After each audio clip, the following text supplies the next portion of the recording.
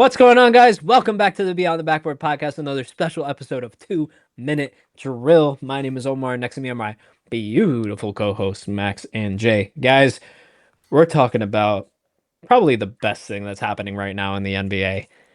Oh my God, the Detroit Pistons. What is going on? They're on like a 12-game winning streak right now. Is that right? 12?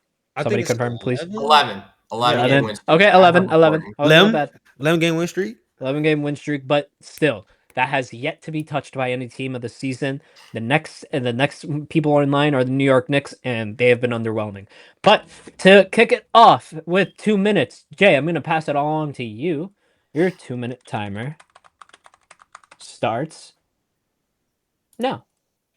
So yeah, as you guys are going to see in the pod when this released, Jalen Duren and Cade Cunningham are one of the best. I'm not going to say the best duo in the Eastern Conference, but they are one of the best duos right now in the Eastern Conference in terms of how impactful they are to their team. Jalen Duren on rebounds and on defense. Cade Cunningham closing out these games, facilitating, scoring. Even though, like we talked about on the pod as well, Cade's numbers might not be the most efficient, but he is the closer. Him and SGA right now are the most clutchest players in the NBA. If you're just watching the games, eye test, all those things. But that is not even the most surprising thing with this team. It's the role players. Dennis Jenkins, Duncan Robinson really filling in for the Malik Beasley role. Javonte Green, former Bull, looks like a very formidable player. Paul Reed had a 30-point game this year. Isaiah Stewart as well. There are so many good role players on this team. And Tobias Harris is not even playing right now. Tobias Harris has been out like the last 2 to 3 weeks. And this team is just winning basketball games. Last Friday, I watched them in the NBA Cup against the Philadelphia 76ers with Tyrese Maxey, BJ, Grimes, a team that is kind of on better on paper than that Pistons team that they put out there last week, and the Pistons still won. JB Bickerstaff, we didn't talk about it yet this season at all. JB Bickerstaff is by far the coach of the year right now. Yes. Unless the OKC Thunder only lose 8 games this year and they break the record for all-time wins in the season, JB, if they continue what they're doing this year, is the coach of the year, man. This team is not even fully healthy. Cade is, like I said, come to his own. Jalen Duren has come to his own. The role players are absolutely phenomenal, man. And I can't believe that this team is on an 11-game win streak. I would have never thought the Pistons being number 1 seed in the East through the first 15 games, but here we are. I can see the rest of my 15. Oh my! Yeah, wow, you actually hit it. Like, damn, you had 15 seconds. You're like, I can see the rest of my 15. Yeah. Like you knew it. Like rare W math moment on the BTB show. W math moment. All right, Max, you want to pick it up from here? I'd love to pick it up from here. All right, 2 minutes start. No. So I think going back to Jay's point about you never would have thought the Pistons would be the team to go to have an 11-game win streak right now. I do think the foundation for this team was visible last year, and I think if you were paying attention, you could see the upward trajectory of the Pistons. And I think when we did our preseason predictions, I had the Pistons somewhere in that 4 to 6 range in the Eastern Conference, which could still very well happen. But right now, they're certainly playing like the best team in the East. And I think a lot of it, obviously, is credit to Coach JB Bickerstaff. This is one of the teams in the NBA that you can really tell plays hard. And they're a tough team. They're a physical team. They're a gritty team. Guys like Ausar Thompson and Jalen Duren like really bring that physicality on a night in, night out base. Like they are very much the anchors of that. I think Isaiah Stewart this year has been a very pleasant surprise. Someone who's kind of been up and down his career. Like sometimes you question his role, especially once they brought Duren in. But he's been a very, very good complement to Jalen Duren, backing up, playing a similar role in terms of rim protection and rebounding to Jalen Duren. But he's doing a more than serviceable job there. Obviously, Jay mentioned Dennis Jenkins coming out of literally nowhere and just proving that he can be a starter in the NBA. Like straight up from two-way player to a starter in like a 2-week span is crazy. But like even when Cade Cunningham, like he was starting in Cade's absence, and even when Cade came back, he was still like JB Bickerstaff left him in the starting lineup. We'll see if that lasts long term or if he kind of settles into like a 6-man role with them. But I do think he's going to be a part of this roster going forward for the rest of this year. Like I do think he's at the very least earned his job as a rotation player. And then Cade Cunningham, like his efficiency has not been great. We talked about it in the main podcast.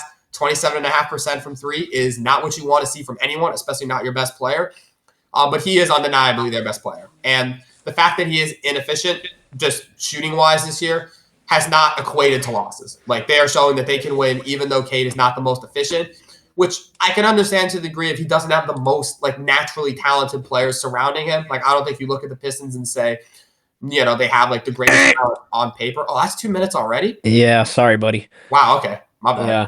All right. I thought Bro, there's so much to talk about with this team. They're fascinating. Yeah. There is. It's okay. I'll give it off to Omar then. Yeah. So to start on my 2 minutes, I mean, look, I'm not gonna repeat what y'all said. It is what it is. We gotta talk about some of these role players. Dennis Jenkins. We gotta talk about Paul Reed. He's been playing amazing. Isaiah Stewart. I know Max said something about not finding his role.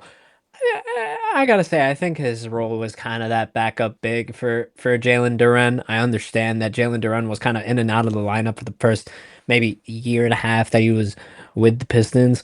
But I think they finally found the place where I think both players are kind of happy, right? I think I'm sorry, please remind me, it's Amen Thompson on that squad or Ausar? It's Ausar. It's Ausar. Okay, sorry. I get the mix up sometimes. My bad. But Ausar Thompson has also been playing out of his mind. He's having a great defensive year. I mean, that team, when you look at it from the outside in, you could just see like it's like a definitely just built around making sure that your defensive pieces are your best pieces. And I see that in Cade Cunningham. I see that in Ausar Thompson. I even see a little bit in that in Jalen Duren. I know it's not too much, but I still see it. And I think another year under his belt will get him to that not defensive player of the year type of stuff, but I think he'll be a top 10, top 12, even top 15 defender. We could talk about it. But honestly, to not repeat what you guys really said, I'm gonna concede my time here. I think the rest can take off. But anybody disagree with anything? I really don't. I really feel like everybody's kind of on the same page for this. Yeah, the Pistons are phenomenal, bro. I can't believe that they're Yeah. this good. JB is coaching the hell out of his team. This is a literal player's coach. He will get thrown out about his guys. I think he's already been ejected twice. Yeah. I love JB as JB. many times as they've lost games. And we didn't even mention the fact that Jaden Ivey is yet to play a game this year. And Jaden Ivey has not even hooped. Yeah, they're probably going to trade him. No, because look at like how Cade's down. This would be Ivey's time, even though they're still winning without him.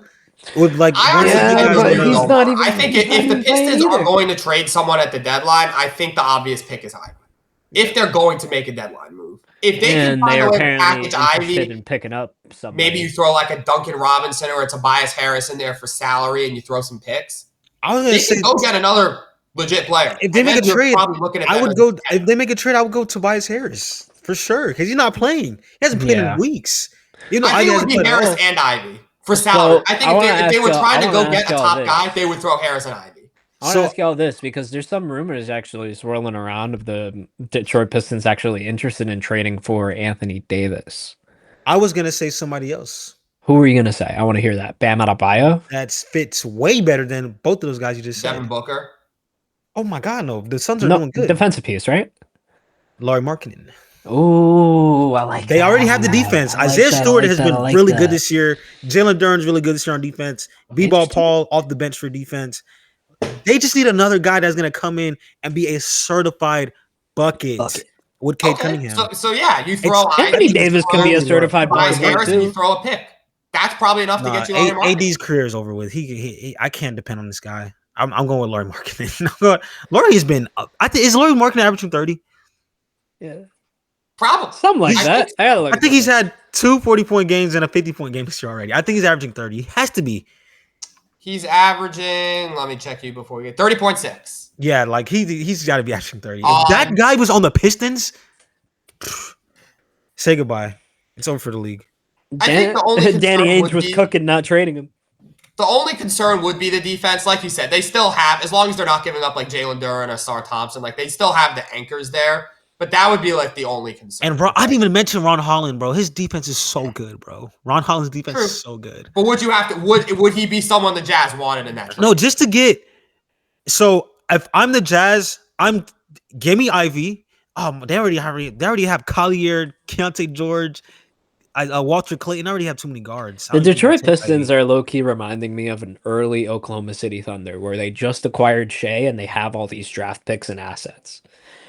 They're in a really interesting position, and I want to see where they go with it because I think they could be low-key the next OKC of the NBA. It's more like 5-minute drill right now.